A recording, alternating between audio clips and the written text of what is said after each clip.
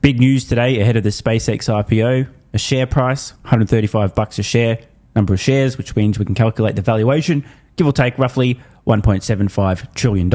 And Jim Cramer has a very serious warning. We mentioned the amended filing for SpaceX. Our Leslie Picker broke that on the air and joins us here at Post 9 with some additional details, maybe. Hey, LP. Hey, Carl. Yeah, so that amended filing is expected to come after the market today. And here is said filing. 555,555,555 shares will be available, priced at $135 a share. It's a pretty easy math here. That would result in SpaceX raising, give or take, $75 billion. Wow. But wait, there's more. The underwriters may also exercise an option to purchase an additional 83,333,333 shares of our Class A common stock from us at the initial public offering price 30 days after the date of this prospectus. Translation, raising $75 billion at IPO is the low mark. Wish you had a professional business address and phone number instead of your home address and personal number? Are you looking to register your business using an address other than your home? Wouldn't it be great if you could read and manage your business mail from anywhere? iPostal One can help. With an iPostal One virtual business address, it's easy to stay connected, protect your privacy, and enhance your business image. You'll be able to receive mail and packages from any carrier and register your business using your new business address. View and manage your mail the day we receive it using our app or website. You can even pick it up. So how does it work? Simply choose a business address.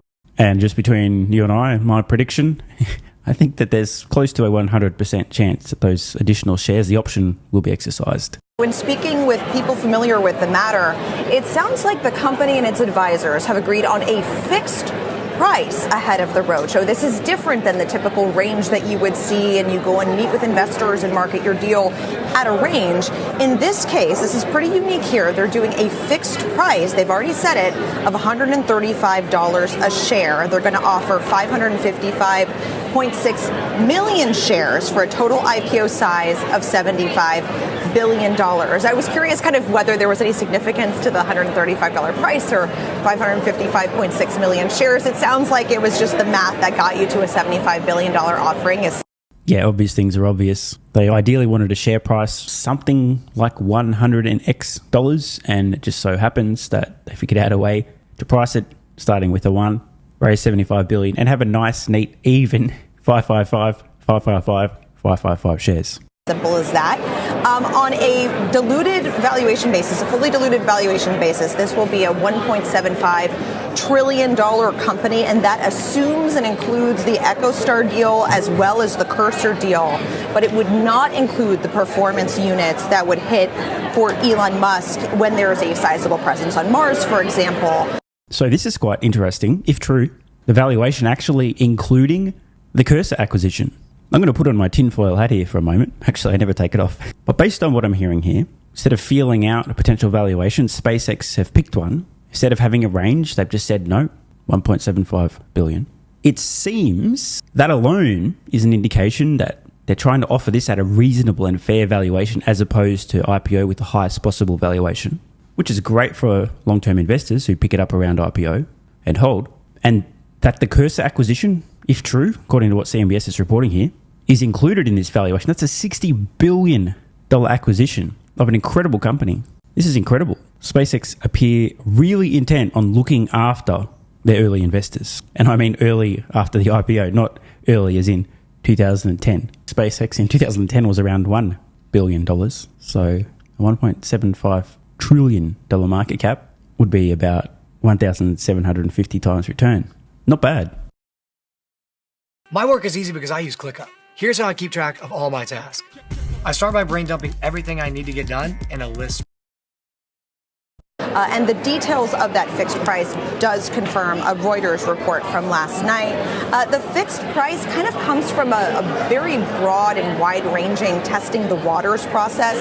So the bankers and the company have already gotten a lot of feedback according to my sources, and so they felt comfortable at this level, didn't need a typical range. I also asked about anchor investors, because you see those typically with these big deals where you have long onlys on the cover that comprise a certain proportion of the offering, which increases the scarcity even more.